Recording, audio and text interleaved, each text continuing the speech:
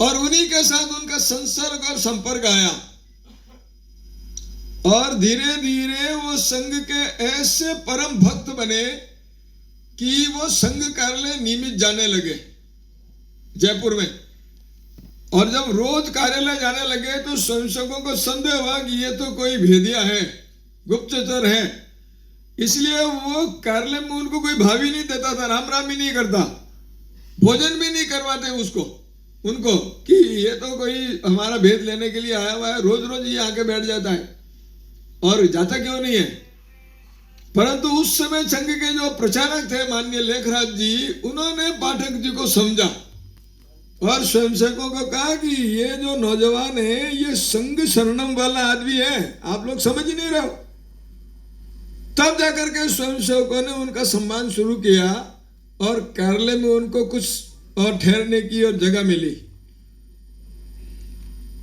बाद में 48 में महात्मा गांधी जी की हत्या के बाद में संघ पर प्रतिबंध लगा, तो उस समय जो और प्रांत प्रचारक थे उन्होंने कहा कि भाई देखिए अब, और उस समय तो काम किया, पर जैसे ही 52 में 48 में वापस प्रतिबंध हटा, 49 में प्रतिबंध हटा और पाठक जी को कहा भाई अब संघ चलाने के लिए और प्रचारकों का खर्चा उठाने के लिए हमारे पास पैसे नहीं है, इसलिए आप घर लौट जाइए। अब उन्होंने कहा घर से तो लड़ाई करके आया था, अब घर लौट जाइए। संघ ने कह दिया अब तो जाए कहां। तो उन्होंने स्वयं ने संकल्प लिया कि कहीं भी रह करके पढ़ाई पूरी करूंगा, एमए तक की पढ़ाई की। पढ़ाई करने के बाद में बीएड करके फिर सरकारी सेवा में वो गणित के अंग्रेजी के आचार्य बन गए। वो कहते हैं कि जहां जहां पर भी मेरी पोस्टिंग हुई वहां मेरे साथ एक दो कोई न कोई नौजवान विद्यार्थियों को मैं रखता ही था और उनको मेरे खर्चे से पढ़ाता था।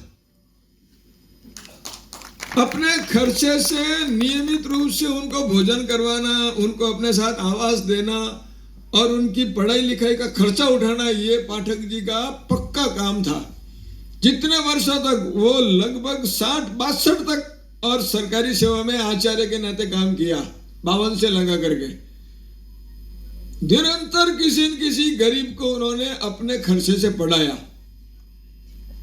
और जिन जिन लोगों ने उनके साथ रहकर पढ़ाई की वो इतने उनके परम भक्त थे कि हम लोगों को भी जब भी वो अभी भी कहीं मिल जाता है तो वो कहते हैं कि आज जो कुछ भी हूं मैं श्रद्धेय पाठक जी के कारण से हूं, उन्होंने मेरा जीवन तैयार किया है।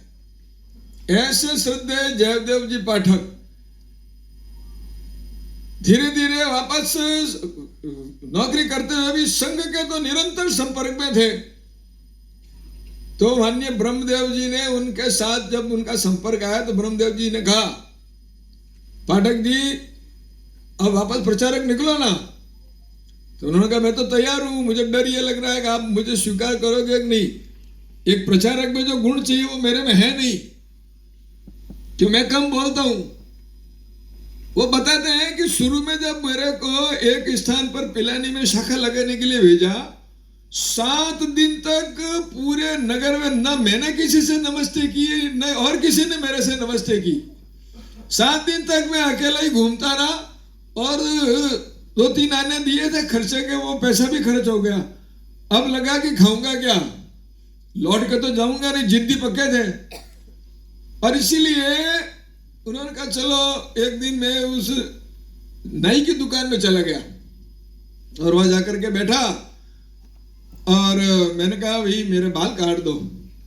तो बाल काटते काटते उसी ने पूछा कि तुम्हारा नाम क्या है। तो अपना नाम बताया, कहाँ से आए हो, ठिकाना बताया कि मैं ऐसे हिंडौन फजीलाबाद से आया हूं।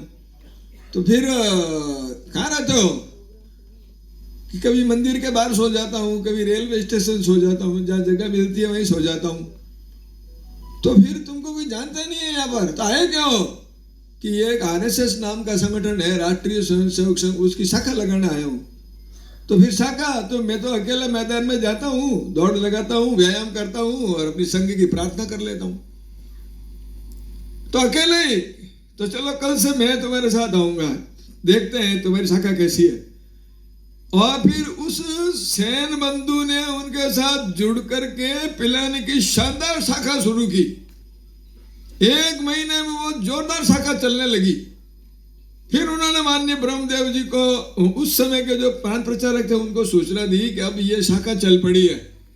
तब उन्होंने कहा कि लोगों ने मुझे भोजन करवाना शुरू किया, अन्यथा 7 दिन तक मैं इधर ही उधर कुछ तो भी, और कभी बिस्किट खा के, कभी नमकीन खा के, कभी कुछ ऐसा कर के घूमता रहा।